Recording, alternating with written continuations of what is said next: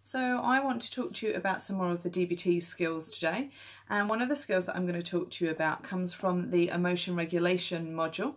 So this module is really about learning to understand your emotions and then learning how we can manage our emotions so our emotions don't take over, so we can be more in control rather than being led by our emotions and being an emotion mind. And so the skill that I'm going to talk to you about today is an acronym which is called Please Master. And this is a really proactive strategy rather than a reactive one.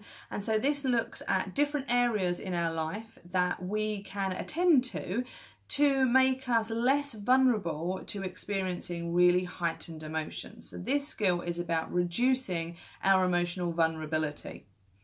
So Please Master stands for physical illness, exercise, avoiding mood-altering drugs, sleep, eating, and then building mastery. And I'm going to take you through each of those.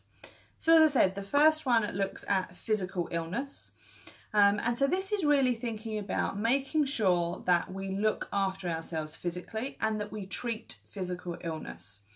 When we are sick, when we have a cold, when we have pain, then we are less able to resist our emotions and we are more likely to become vulnerable to falling into emotion mind. So when we think about physical illness, we need to think about treating physical illness. So making sure that when we have pain or we have conditions that we're actually on top of that, on top of the medication that we need for it, going to the doctors, making sure that we do the things that we need to do when we're sick, such as take rest, make sure that you're drinking enough fluids. And there are lots of reasons why we don't treat physical illness, and that might be things such as being embarrassed to go and see your doctor. It might be that you think you don't have time to go to the doctor or treat physical illness. It might be that you think you can push through physical illness.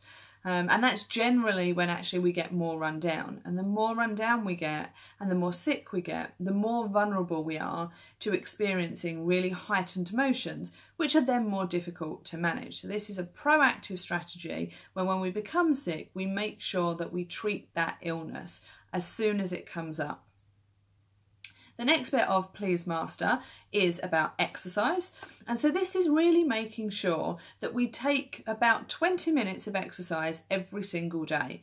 Now, this doesn't mean that you have to go to the gym every single day. When we talk about exercise, we're talking about just doing anything that raises your heartbeat slightly.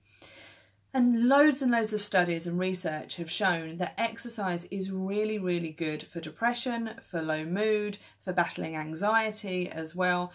Doing exercise really helps us to ping off all these different emotions that make us feel just that much bit better, and then stops us falling into emotion mind again. So it's about seeing what you can build into your day-to-day, which actually can take some form of exercise and can just increase your heart rate slightly. So that might be getting off the bus one stop sooner, and then walking to wherever you need to be. It might be, if you're at work, taking the stairs rather than the elevator. Or it might also be finding an exercise class. But one tip is, if you're going to do an exercise class, see if you can find an exercise class that you enjoy, that you have fun doing, because then it's much more likely that you're going to go to it and keep being able to build that in week by week. Moving on from exercise, the A stands for avoiding mood-altering drugs, and so that also includes alcohol. Researchers also found that alcohol is a depressant, so it actually makes us feel worse.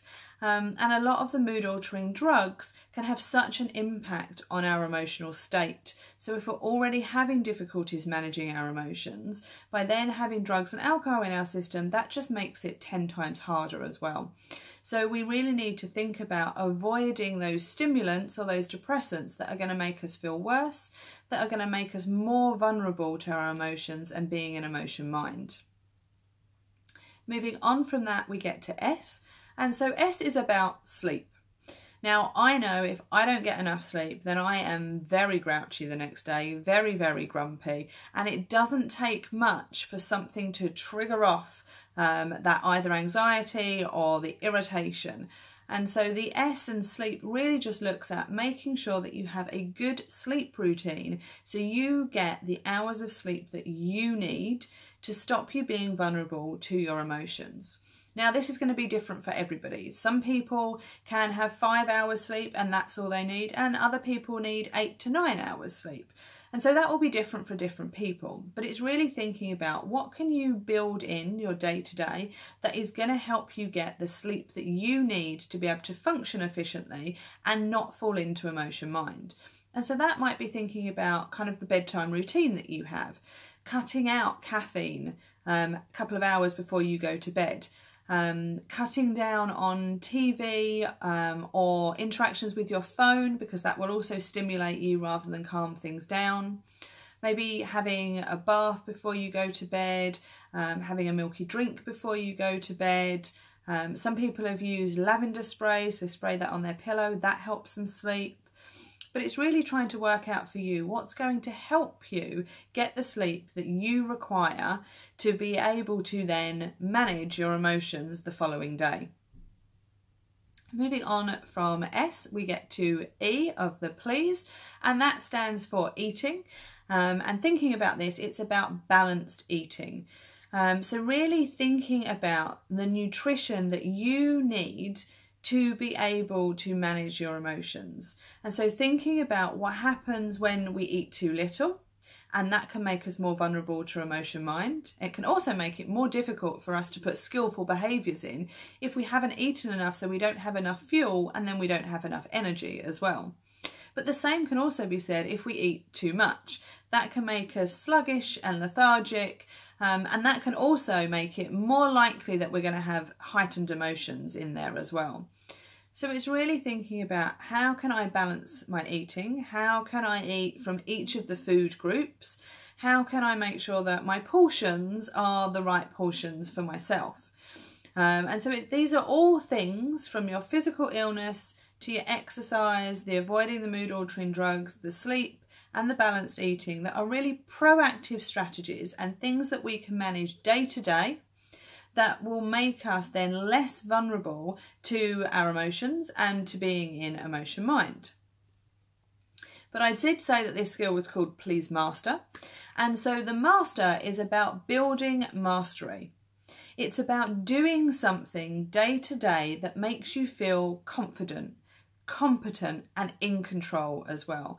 So it's about maybe setting yourself challenges that are a bit of a stretch, but they are also realistic that you can achieve as well.